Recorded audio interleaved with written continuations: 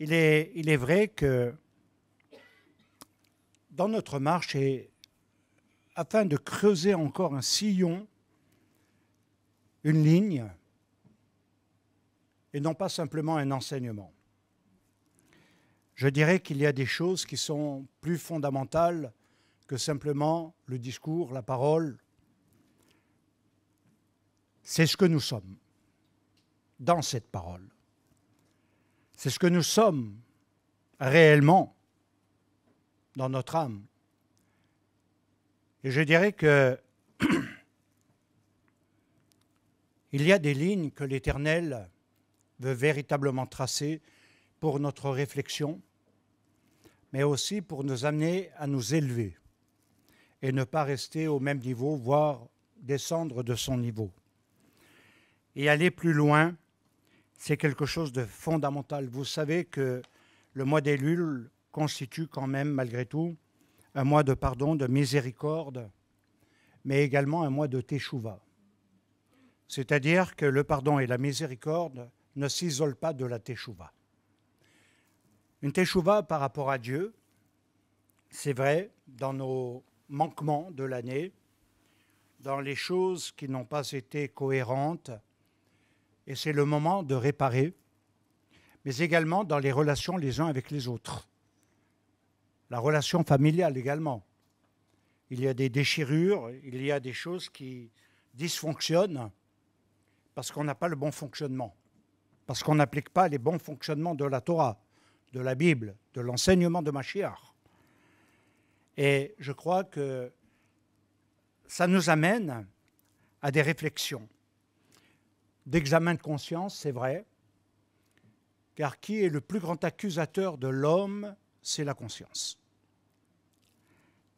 Quand on la laisse parler naturellement. Si on l'étouffe, on n'entend plus. Et ça veut dire qu'on devient de moins en moins sensible à la voix de l'Éternel. Alors il y a cette préparation aux fêtes qui sont à venir, comme je voulais dire, au Shashana, qui va introduire 10 jours de Teshuvot, et dans un deuxième temps, la fête de Yom Kippour, dans un troisième temps, la fête de Sukkot et Simchat Torah. Et je dirais que voilà, les jours vont commencer, vont démarrer, et nous allons ou vider nos jours de sa présence ou les remplir de sa présence. Alors, pour beaucoup, ça peut paraître théorique, irréel. Mais sachez que même les conditions climatiques sont liées à cela. Quand vous allez en Israël, et c'est présent dans beaucoup de religions, de prier pour la pluie, de réaliser qu'il y a une bénédiction à avoir, c'est quelque chose qui est très présent. Et quand on voit que quelque chose ne s'est pas fait en amont, il a une répercussion dans le futur négativement.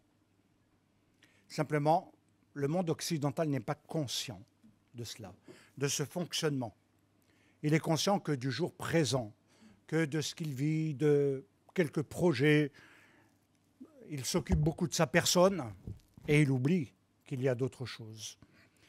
Et je suis convaincu qu'il est nécessaire aujourd'hui d'aller beaucoup plus loin. Alors, l'examen de conscience, il est, bien entendu, je ne vous apprends rien, d'abord, dans un premier temps, dans un cheminement, il est personnel, individuel, mais il ne doit pas s'éloigner de ce qui est collectif. Nous sommes aussi une communauté dans une relation les uns avec les autres. Nous ne sommes pas que dans une relation personnelle, individuelle, coupée du monde avec l'Éternel. Nous sommes dans un collectif. Et il est important de bien réfléchir à cela.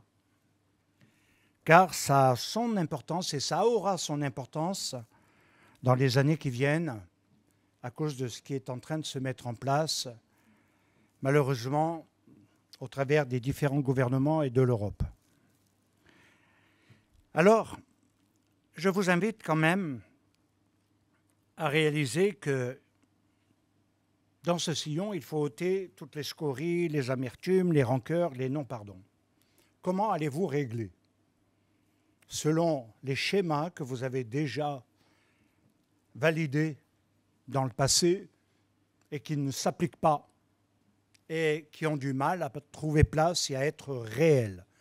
Je parle de quelque chose de vrai, de réel. Pas d'intention uniquement, même si c'est une démarche. Ce n'est pas l'intention, c'est le geste, le pas qui va être important. Et en même temps, je dirais que nous devons aller au-delà de ce que nous connaissons et clarifier également les obstacles concernant l'unité, l'Echad.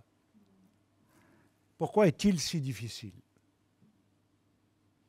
Je ne connais pas un lieu au monde, même dans les familles déjà, où on est censé s'aimer, où il y a une unité parfaite. C'est quand même étrange, hein? Ce n'est pas seulement une assemblée, ça touche beaucoup de domaines, de secteurs. Alors, il y a des choses qui constituent des manques, et ceci vient de chacun quand il s'assemble et qu'il devient un collectif. La difficulté, ce n'est pas quand on est tout seul, c'est quand on est en relation les uns avec les autres. Beaucoup de choses éloignent. Alors, on va aller un peu plus loin. Et je dirais que toutes ces choses sont aussi peut-être dans des formes inconscientes où les gens ne réalisent pas l'importance des choses et de l'application, de ce que ça peut procurer, de ce que ça peut amener comme bienfait. C'est pourquoi tous les jours de l'année, il y a beaucoup plus de gémissements, de plaintes, de toutes sortes de choses, parce que, malheureusement, il n'y a pas cette conscience-là. Alors, il nous faut savoir également que dans une communauté, on est d'horizons différents, sensibilités différentes, d'arrière-plans différents, mais que nous n'avons qu'une Torah. Et que nous n'avons pas 1000 Torahs. Il y a une Torah, un enseignement dans le Messie Yeshua qui s'est ancré profondément dans la Torah et qui n'a pas changé. Derrière, il nous faut savoir que dans le développement qui est venu après Yeshua Mashiach, ont commencé les dissensions, la séparation progressive entre les nations issues de la chrétienté et les juifs messianiques, si on peut les appeler comme ça à l'époque, ce qui n'était pas tout à fait le cas, mais admettons. Et ceci a une répercussion encore aujourd'hui.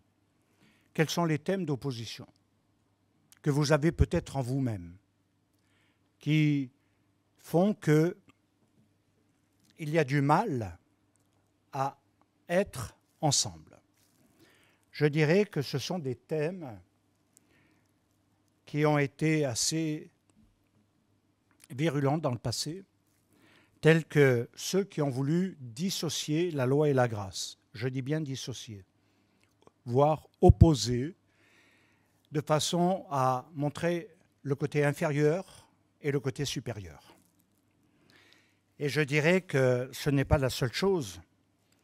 Beaucoup avancent également que quand il n'y a plus de loi maintenant, on est dans le Messie, et ça veut dire qu'on a quelque chose de totalement différent que ce que Dieu a enseigné et a donné.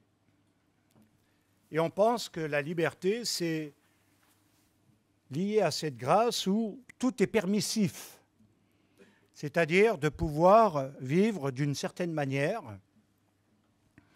sans avoir à rendre des comptes à l'Éternel, sans réaliser que quelque part, il y a un décompte des jours, il y a une balance dans l'année qui nous pèse devant sa face.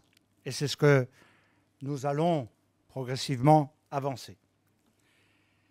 Je pense que nous avons le devoir d'apporter quelques bribes de réponses, quelques questions, parce qu'en tant que juif, on peut se sentir attaqué. Attaqué sur les bases de notre foi, de notre identité, de notre culture, par rapport à la Torah. Et je dirais, de quel droit? à ce moment-là, il nous faut quand même avancer non dans l'opposition, mais dans le dialogue, en ayant le respect, la compréhension, et ce n'est pas toujours facile. Alors où est le problème? L'un des problèmes, c'est qu'il n'est pas obligatoirement lié à la croyance, mais davantage dans ce qui constitue la pratique. La pratique de la Torah, l'enseignement de Mashiach. Et dans un deuxième temps, il y a quelque chose à relever. Et Shaoul de Tarse a été considéré dans le mouvement de la chrétienté, non pas d'Israël, distinguons, mais dans la chrétienté, a été considéré comme celui qui, dans le développement de l'histoire, est absolument à 100% considéré comme celui qui sépare, et ça c'est une réalité, la pratique de la Torah, c'est-à-dire la loi, qui a été interprétée par d'autres comme n'ayant plus besoin d'être actualisée, d'être vécue, et donc on entre dans quelque chose de nouveau, de différent, qui a été établi progressivement sur des bases d'antijudaïsme, pas obligatoirement d'antisémitisme à la base, mais d'antijudaïsme, de quelque chose qui a voulu se séparer réellement d'Israël par rapport au monde rabbinique et de tout ce que cela constituait à l'époque. Ça, c'est un premier point. Pour beaucoup, la loi n'a plus lieu d'être. Que ferait-on sans loi? Qui peut vivre sans loi? Alors il y a la loi des hommes. Que vous le vouliez ou pas, que vous soyez d'accord avec les lois du pays, vous êtes obligé de vous y conformer. Si vous transgressez, même par rapport à un excès de vitesse, vous êtes condamnable.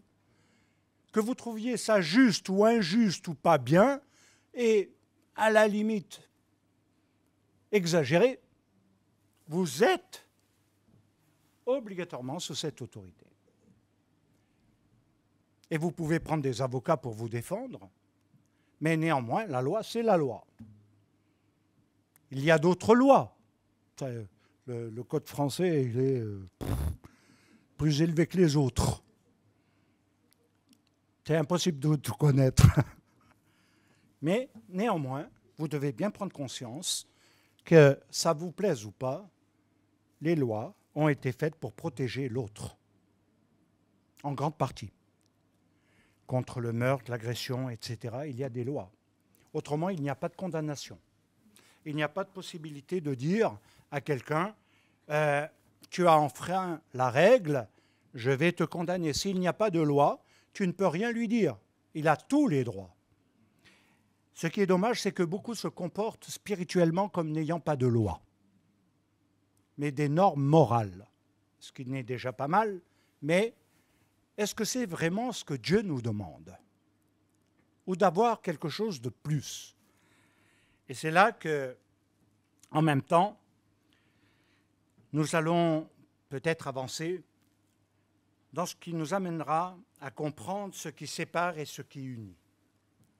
Il nous faut davantage de réflexion, et c'est pourquoi je vais prendre des sources juives et chrétiennes dans un premier temps, par rapport à ces points, pour qu'on comprenne bien un ensemble de choses. Je tiens à dire que l'origine de ce drache sera surtout basée sur l'enseignement de Mashiach et pas de quelqu'un d'autre, ni d'un père de l'Église, ni d'un prédicateur moderne, ni de quelqu'un qui a été revivaliste. Je prends la base, la racine d'Israël, la racine de la naissance de la Kéhéla, de ce qui a été en premier et non en dernier. Yeshua, pour tous, je pense, est celui qui est le sauveur et le libérateur. Ça, c'est une définition. Il est considéré par le peuple d'Israël comme un rédempteur qui viendra et qui libérera non pas seulement l'homme individuellement, mais l'humanité. Je crois que ça, c'est un premier pas de confusion chez beaucoup, de confondre le rôle d'un salut individuel personnalisé et quelque chose qui va avoir lieu par rapport à toute l'humanité. Il ne faut comprendre que la rédemption, ce n'est pas simplement merci de ton salut, merci de m'avoir pardonné, mais va comporter quelque chose qui sera dans la fin des temps et aura comme finalité le royaume, le Malchut Elohim, le royaume de Dieu. Ça, c'est quelque chose de très important. Alors, si on veut aussi commencer par le commencement, il nous est dit dans le peuple d'Israël et par nos rabbinim et dans toute notre histoire, une chose qui nous a suivis, pas poursuivis, mais suivis, et qui nous est restée gravée comme un code dans l'âme, c'est celui où nous disons au début n'était pas la croyance mais était la pratique. Qu'est-ce que ça veut dire? Il nous est dit dans la Bible que Moshe a transmis une grande partie des lois divines. Ça ne vient pas de n'importe où, ce qu'il a transmis. Ça ne vient pas de quelqu'un qu'on a le droit de rejeter. On n'a pas le droit de rejeter le Dieu le Père. Non, au nom de Yeshua seul. Au nom d'une religion et d'une croyance. Avançons. Ce qui est mis en relief ici, c'est l'enseignement transmis au peuple. Et cet enseignement qui est transmis au peuple, qu'est-ce que ça veut dire dans la pensée juive? C'est-à-dire que si on accepte, on se soumet à l'autorité de la Torah. Pas des hommes, pas des systèmes, l'autorité des paroles divines, des paroles de Dieu, des commandements que Dieu a donnés et qui n'ont pas été l'invention des hommes, qui n'est pas simplement des choses comme les théologiens l'ont fait, qui n'ont rien à voir avec la révélation des paroles divines. Ça veut dire accepter cela comme source ultime de la loi. Et là, c'est un premier point clé. Il y a la réaction d'Israël face à cette exigence qui deviendra le pilier de l'éthique juive. Ce n'est pas le paganisme qu'a enseigné Israël sur l'éthique et les comportements. C'est le monde juif qu'a enseigné les nations, qui a été modèle et qui a été une base. Alors qu'est-il dit? Tout ce que dit Dieu, nous ferons et nous écouterons. Shemot 24, 7. Naaseh venishma. Voilà le thème précis dans lequel on va entrer. Qu'est-ce que ça signifie? Nous ferons et nous écouterons. Il est dit que Moshe prit le livre de l'Alliance et le lut. Mais c'est aussi au verset 8 qu'il y a quelque chose d'important et d'intéressant, c'est qu'il a pris du sang et il l'a répandu sur ce livre de l'Alliance et sur le peuple. Alors, est-ce que c'est anodin? Est-ce qu'on peut rejeter cette notion, cette base? Car beaucoup parlent de nouvelle alliance. Est-ce lié à cela? Ou est-ce d'autres choses que les hommes ont mis en place dans une interprétation autre que celle de la Torah? C'est une vraie question. Il a pris du sang, il a mis sur le livre de l'Alliance, pas n'importe quel livre, ce qui constitue une alliance. Et il dira, Moshe, voici le sang de l'Alliance que l'Éternel a faite avec vous, selon toutes ses paroles. Naaseh venishma, a répondu le peuple. Nous ferons, nous écouterons.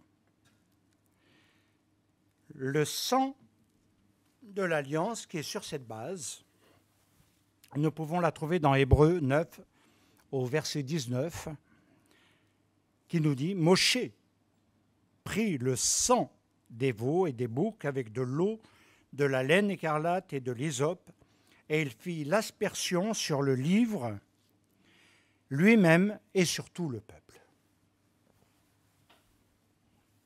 Ce qui devient une réalité pour les croyants de l'époque, et en même temps intégré au peuple d'Israël. Alors, qu'est-ce que ça signifie? Faire, en hébreu, dans Naaseh Venishma, faire, c'est croire, et non pas croire pour faire.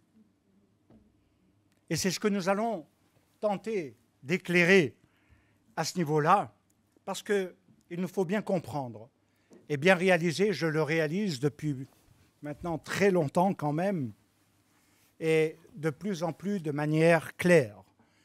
Il y a un monde de pensée opposé d'Israël au christianisme, parce que ce n'est pas les mêmes bases, même si on a des bases, ce n'est pas les mêmes développements. Et en même temps, l'importance dans le christianisme qui s'est beaucoup développé, aujourd'hui c'est un peu moins d'importance, mais c'est pour chacun, il suffit d'abord de croire. Il faut que tu dises, je crois, et ça suffit. Je crois, ça suffit. Je crois en Dieu, je crois en Yeshua, je crois en ça, et ça suffit. Quelles seraient les exigences derrière le verbe croire? Ce que vous appelez la foi, ce que nous appelons l'émouna, qui, autant dans le grec que dans l'hébreu, ont les mêmes sens et significations. Alors, autrement dit, la foi d'Israël ne repose pas uniquement sur la fonction du croire.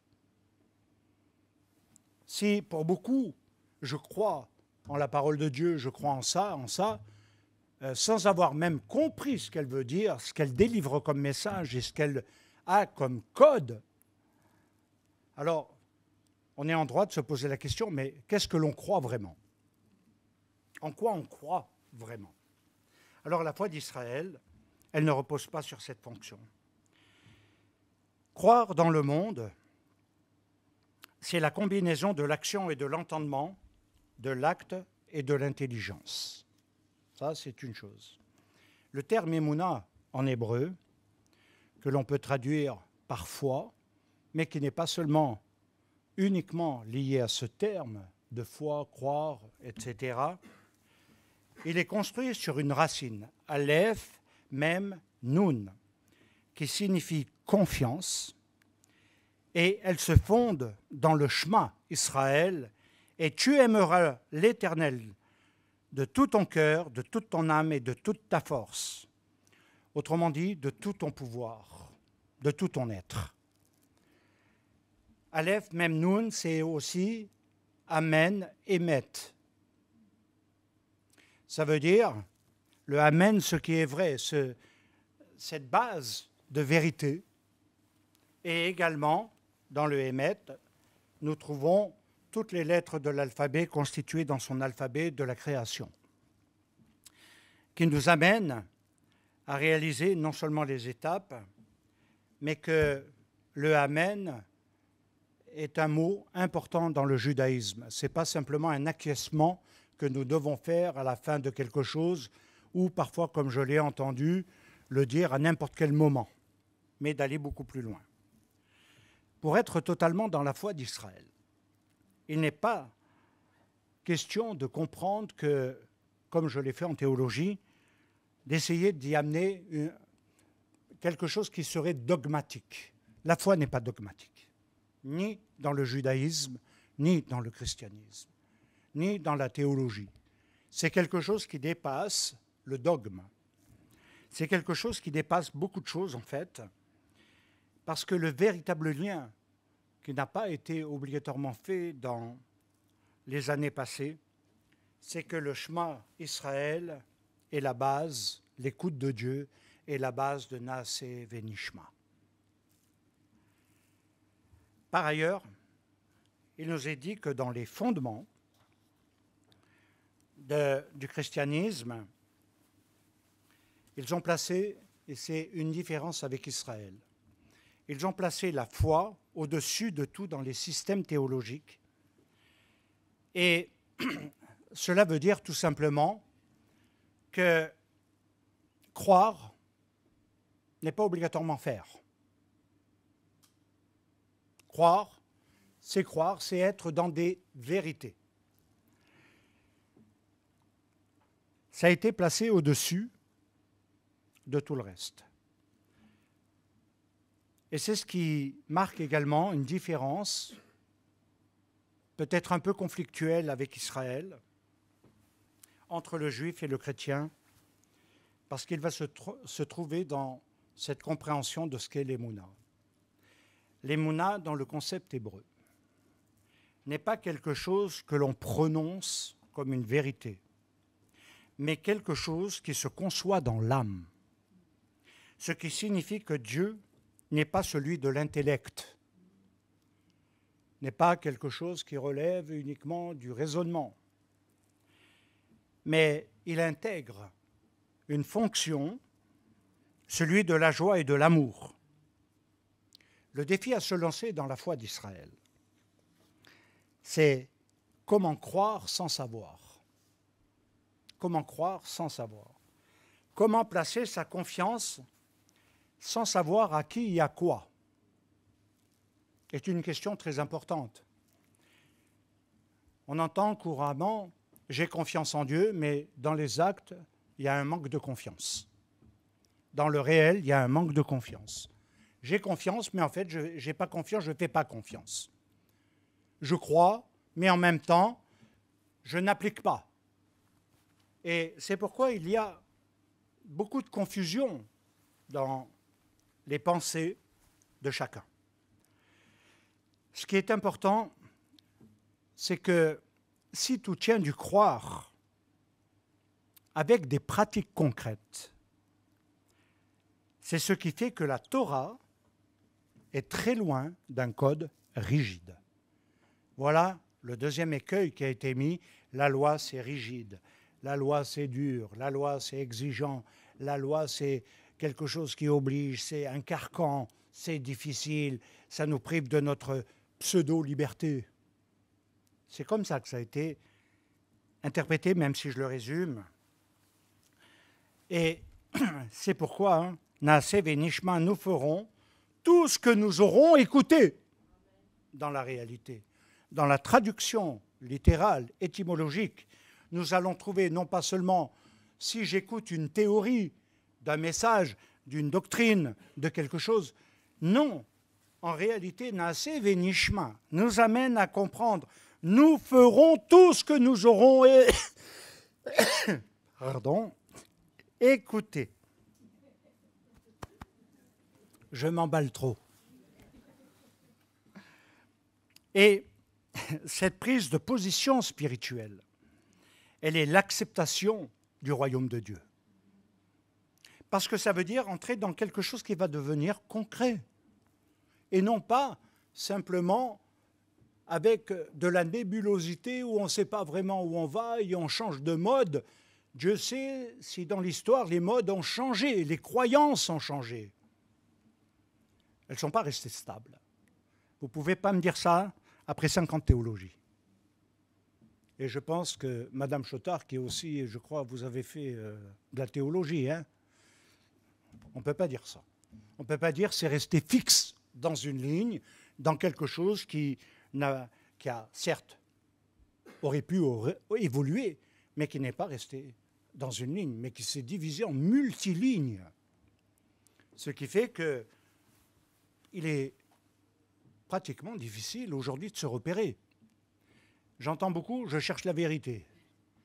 Et de toute façon, si tu la cherches chez les hommes, tu vas chercher longtemps. Hein.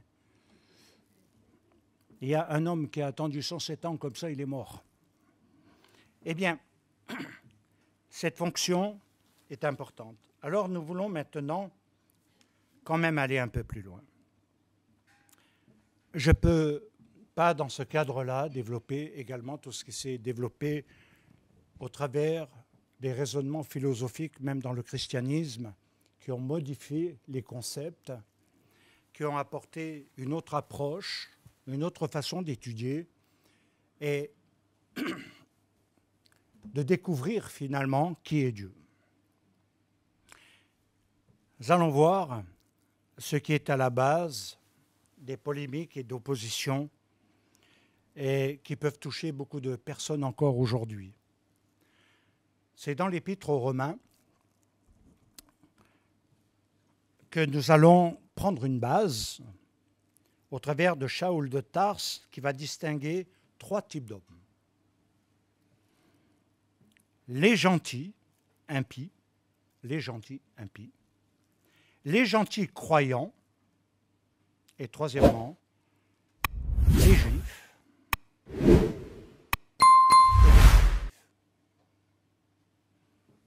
Si nous voulons revenir vraiment à une base, il nous faut avoir cette compréhension. Les gentils impies sont dans la pensée de Shaoul de Tarse, dans l'écrit qu'il a fait, dans sa réflexion. Ce sont ceux qui retiennent injustement la vérité captive. La vérité captive. C'est dans Romains 1, 18.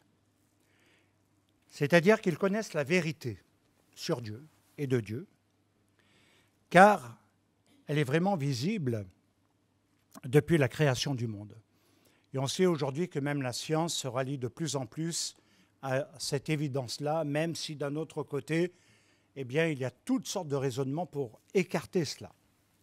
Mais il nous faut quand même dire que l'interrogation de l'homme qui ne croit pas en Dieu s'interroge quand même sur l'univers, l'origine de la vie, etc. Le problème, c'est qu'ils ne le glorifient pas comme étant Dieu, car leurs pensées sont égarées et leur cœur sans intelligence. C'est dans le verset 20 du même chapitre que j'ai mentionné tout à l'heure et le verset 21. Maintenant, il faut comprendre, ils ont changé la vérité de Dieu par un mensonge. Littéralement, c'est ce que ça signifie. Les conduisant à adorer la créature au lieu du Créateur. Et ce qui fait qu'ils agissent contre la justice divine. Versets 25 et 32 du même chapitre. En même temps, Shaoul nous pose une interrogation profonde. La problématique de la connaissance de la vérité. Qui peut prétendre connaître la vérité ?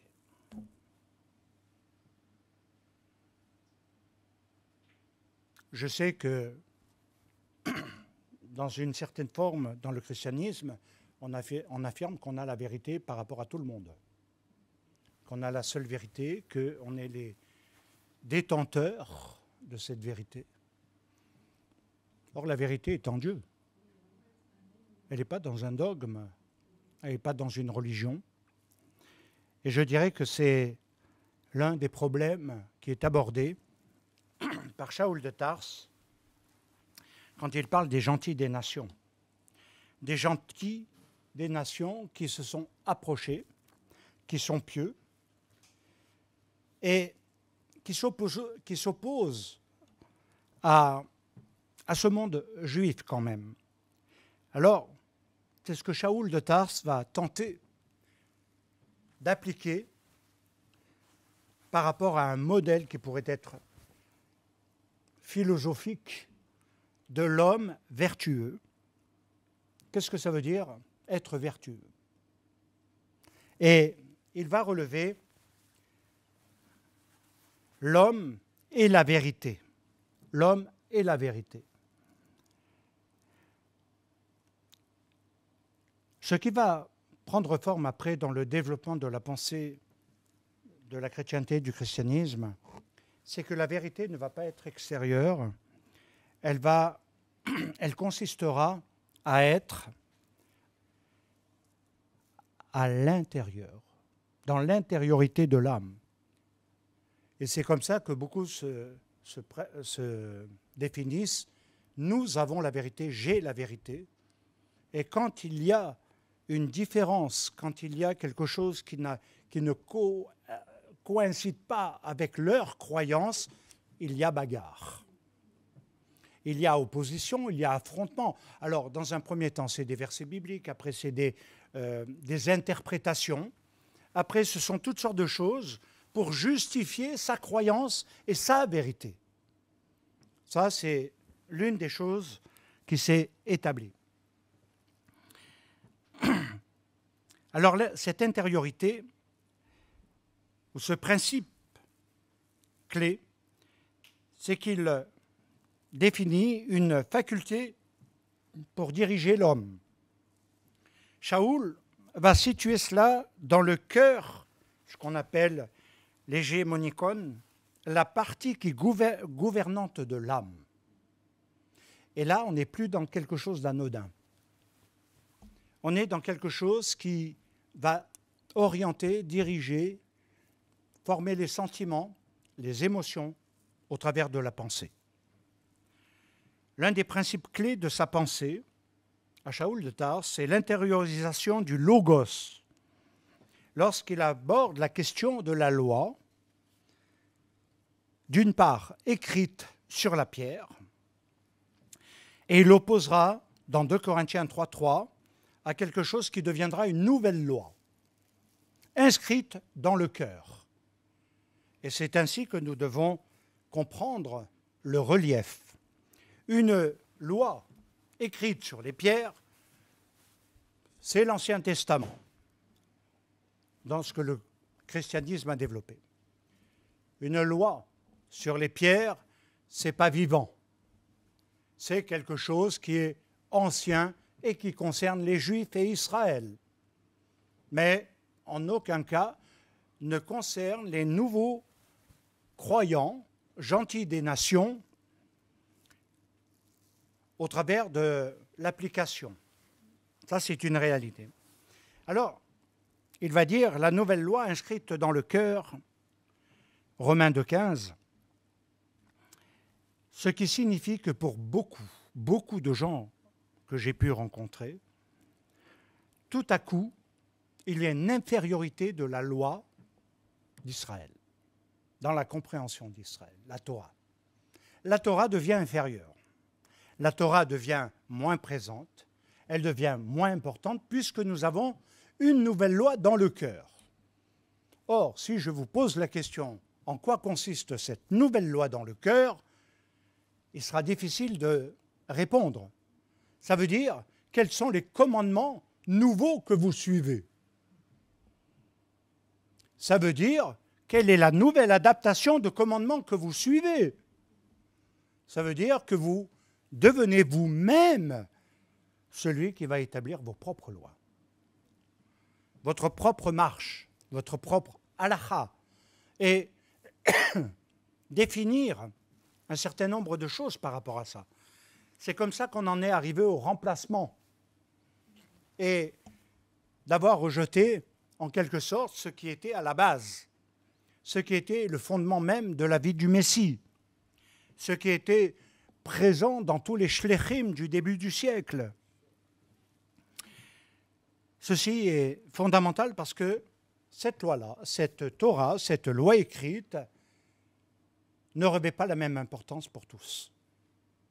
Or, nous l'avons vu, Moshe a pris du sang sur la base de ce livre d'alliance. Sur lui, sur le peuple.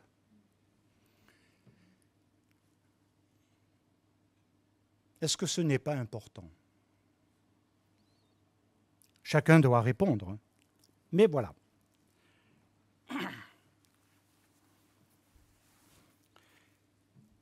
Si nous voulons préciser, celui qui souhaite en quelque sorte vivre une vie morale doit se tourner vers son cœur pour trouver la nouvelle loi. Ce qui démontre que la loi est malgré tout inscrite dans le cœur. Parce que même si vous parlez de nouvelle loi, c'est toujours sur la base des lois et des commandements qui ont été donnés. Ce n'est pas du tout changé. C'est inscrit. C'est comme un code génétique. c'est quelque chose qui est présent, qu'on ne peut pas nier, qu'on ne peut pas mettre de côté. La loi, elle est inscrite dans le cœur.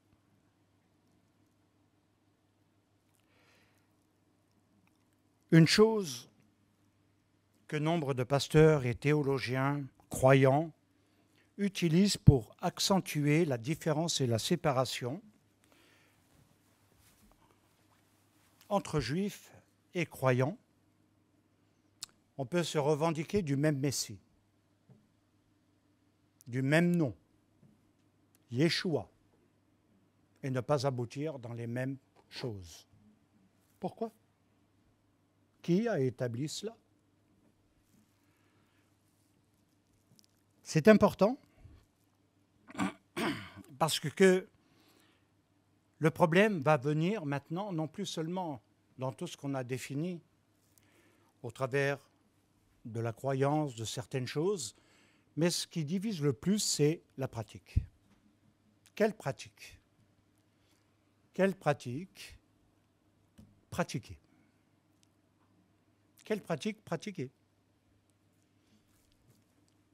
Si nous avons une loi, même nouvelle, quelle est la pratique? Nous avons la Torah qui nous dit beaucoup plus clairement un certain nombre de choses pour plaire à Dieu. Devenir un tzaddik, un juste, devenir quelqu'un d'agréable à l'Éternel. Et on pourrait multiplier les exemples de ce côté-là, bien-aimé. Mais si tu veux, on peut aller plus loin. La séparation entre le juif dans leur pratique et les croyants, et c'est que un troisième argument sort, c'est qu'on va dire aux juifs, tu mets ton orgueil dans la loi et tu déshonores Dieu en la transgression, en la transgressant. Romains 2, 21 à 23.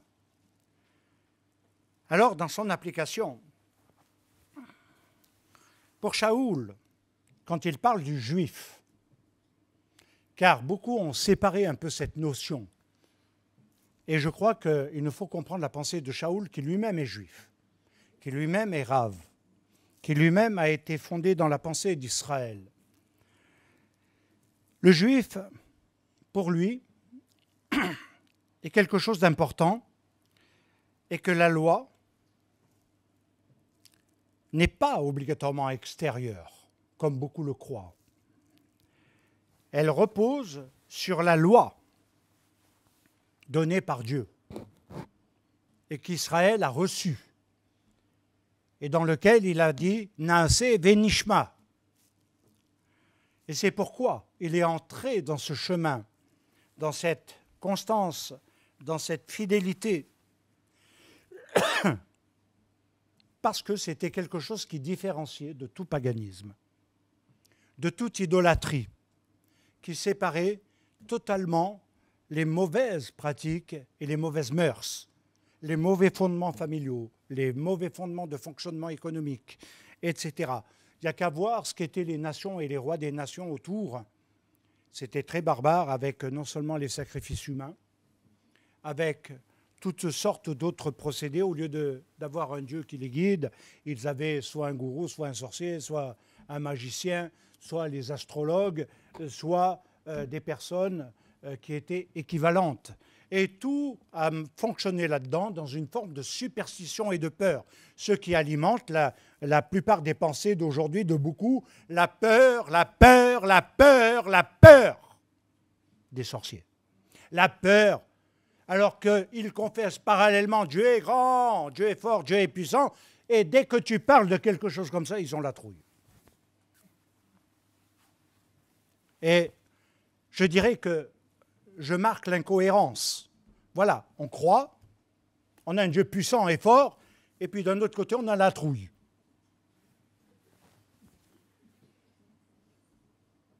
D'un autre côté, on a besoin de la superstition. Il faut à tout prix se garder et se protéger. C'est ça le nouveau christianisme d'aujourd'hui.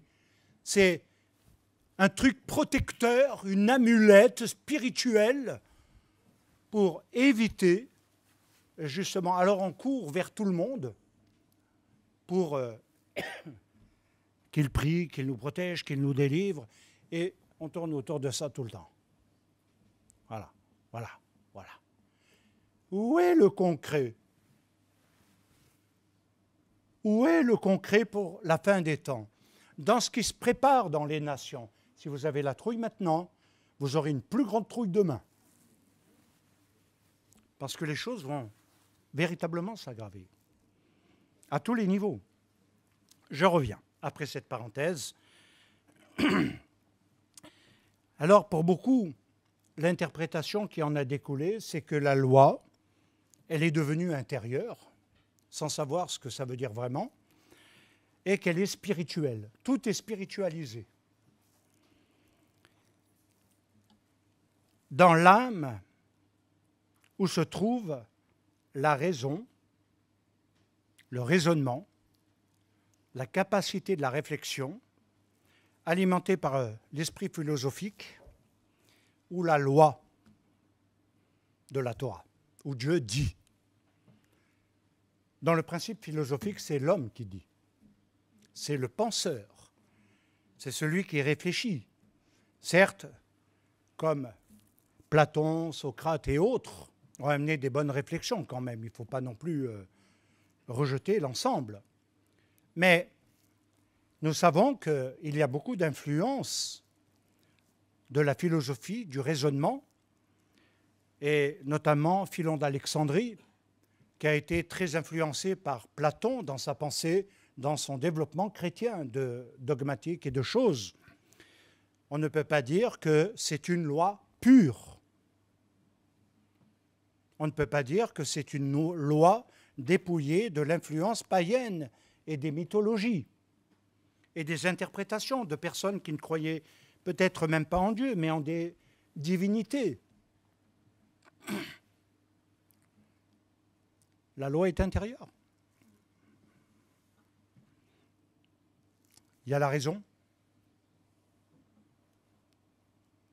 Et parallèlement, il y a la Torah. C'est plus ou moins sur ces bases, on va dire, que se formule le divorce entre la conception juive et de la loi, en distinguant la loi écrite et la loi intérieure. Et je dirais que c'est le cas pour beaucoup d'entre nous. Pourquoi avoir la difficulté de suivre un office Torah? Par rapport à autre chose. J'ai parlé à un moment donné avec... c'était un pasteur théologien, je crois.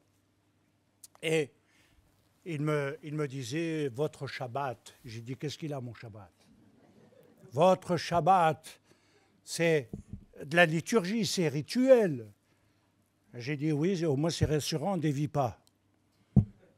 Dans un deuxième temps, commençait un petit peu à titiller, comme on dit. Alors je l'ai laissé. Puis je l'ai regardé droit dans les yeux. Et je lui ai dit, mais montrez-moi bibliquement, textuellement, la validité de votre culte. Montrez-moi où c'est qu'il y a une demi-heure de louange.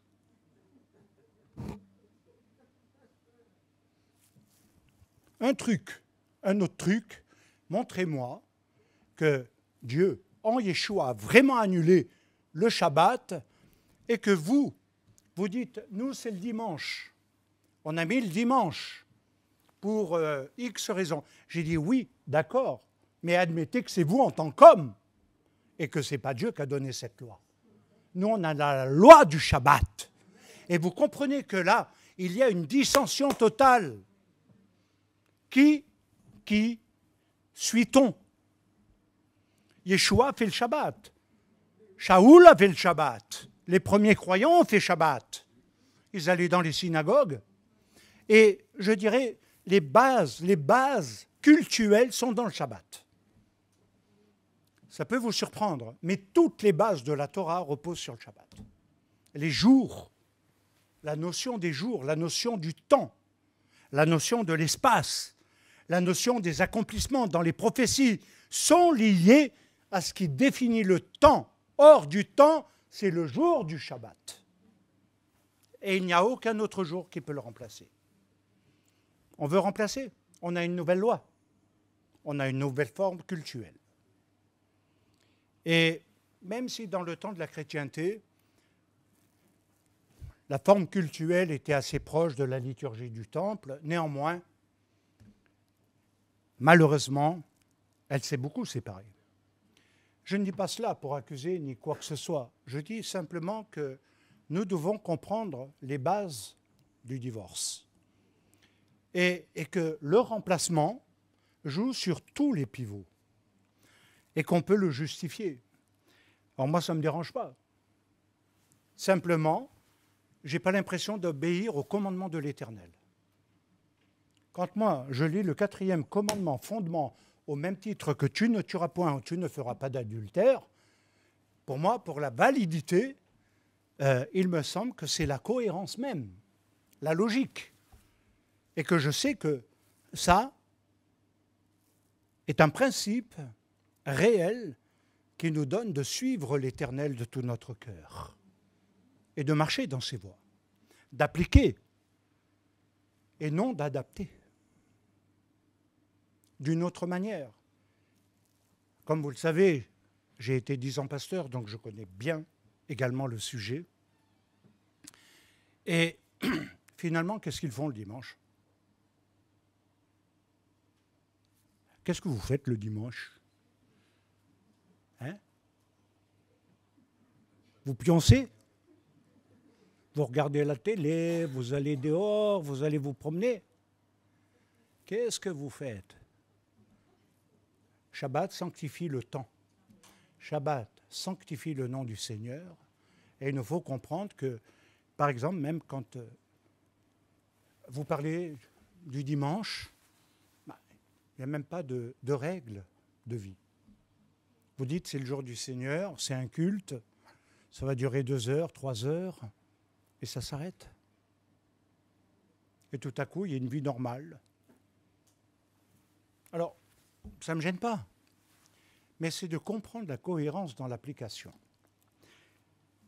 Et je pense que c'est très important, parce qu'au travers de ce divorce par rapport à la conception d'Israël de la loi, ce que lui intègre dans le terme Torah, loi, n'est pas obligatoirement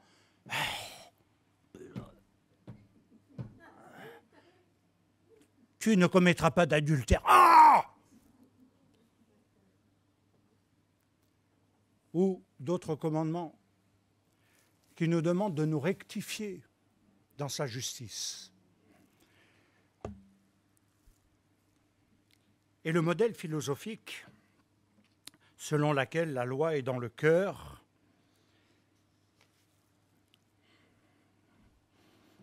et que personne ne se sent obligé d'avoir une pratique de la Torah et de la loi parce qu'elle est considérée comme extérieure alors que nous, on l'a à l'intérieur. Voilà ce qu'il dit, en clair. C'est ce qui fait débat dans le monde rabbinique, c'est qu'ils ne peuvent admettre le concept philosophique, donc les Juifs, par rapport à une raison intérieure qui vient supplanter la parole de l'Éternel dans les lois divines. Et pour les rabbins,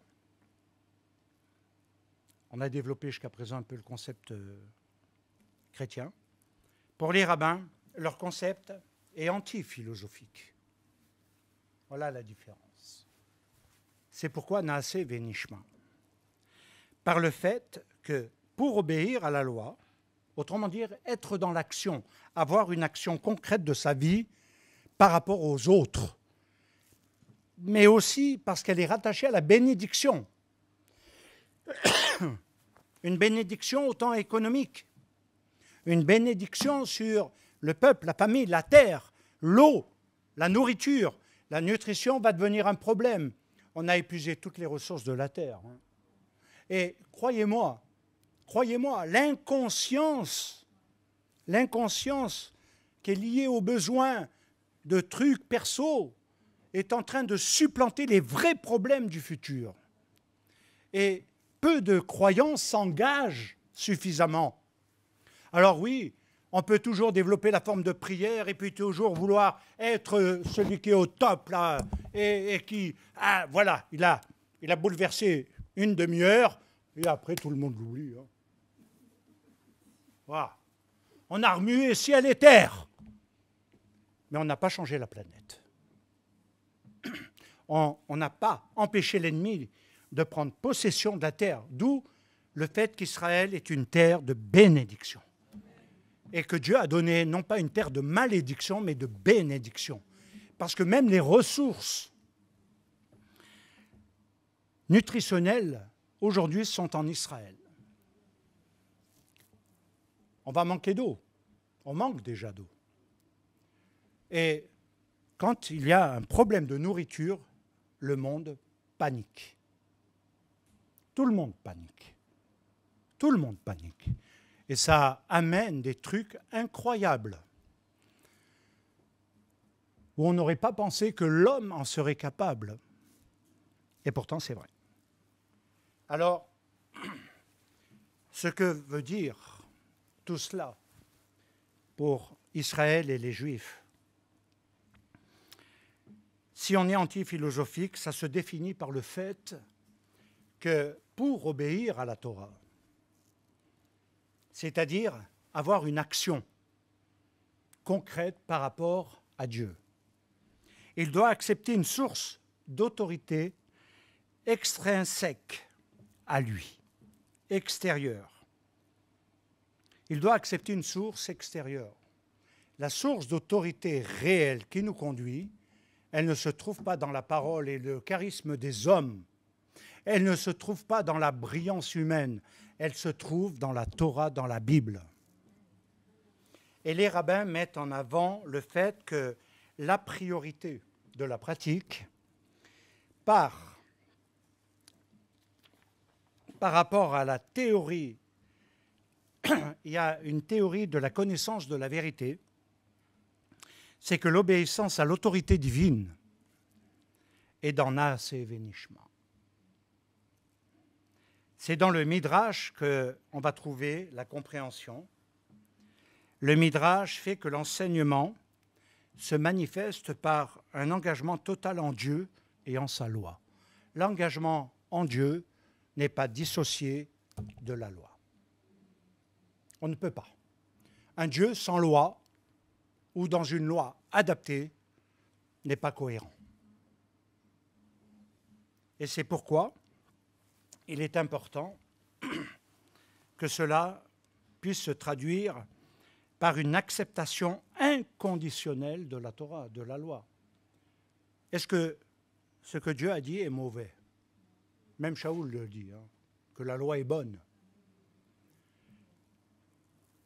Est-ce que Dieu a tort quand il nous dit d'aimer son prochain comme soi-même, et que Yeshua dit même encore plus? Vous voulez remplacer, adapter dans la profondeur de Yeshua. Et c'est pourquoi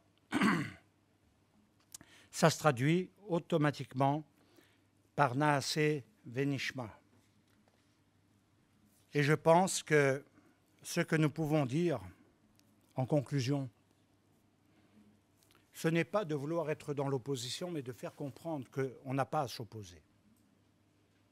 Mais qu'il y a une ligne, qu'il y a quelque chose que Dieu reconstruit par rapport aux dégâts de l'histoire, à quelque chose qui s'est dégradé totalement dans les relations entre le monde des non-juifs et des juifs. Et dans ce que nous voyons aujourd'hui, c'est ce retour invraisemblable de nombre de non-juifs voulant venir. Le problème, comme j'ai voulu le soulever, il ne sera pas obligatoirement dans certaines approches, mais dans la pratique. Il va être dans la forme cultuelle, où on préfère faire la samba, alors qu'on doit être dans la sainteté. Alors que tout dans la Torah nous amène au niveau de la sainteté, de la pureté, et de quelque chose où on est concret, et que ce n'est pas simplement appartenir à une dénomination qui peut changer d'année en année. Combien d'assemblées avez-vous faites depuis le début? Certains, je pense qu'ils en ont fait au moins 10. Au moins. Alors on essaye la 11e. D'autres ont marché un temps, ont quitté, se sont isolés pour X raisons. Aujourd'hui, ce que l'Éternel veut donner, c'est quelque chose de cohérent, car nous devons préparer nos jours, c'est vrai, dans sa bénédiction, pour être préservés de toute maladie. Sachez que ça va avoir son importance, la santé. Sachez. Vous n'êtes pas conscient. Pensez que la Sécu va toujours tout rembourser avec sa mutuelle. C'est vous tromper dans les années qui viennent. Que nos retraites vont pouvoir être perçues, c'est vous tromper. Et qu'il va y avoir également le problème de l'eau, le problème de nourriture. Car même si vous mangez un certain nombre de céréales aujourd'hui, je pense que Martine pourrait m'accompagner dans ce créneau. Sachez que le blé n'a plus de nutrition, ne nourrit plus. Autrefois, il nourrissait. Aujourd'hui, c'est du gluten, c'est de la colle, pouvant provoquer des maladies ou des dysfonctionnements. Et on va aller de plus en plus. Après, il y a les virus, les conditions climatiques. Vous avez vu à quel point ça détruit. Alors, tant qu'on n'est pas touché, oh, c'est terrible. Hein. Le jour où un grêlon tombe chez toi, le jour où tu te balades et que la foudre tombe, tu ne vas pas dire, oh, c'est comme ça, c'est écrit. Tu vas dire, aïe.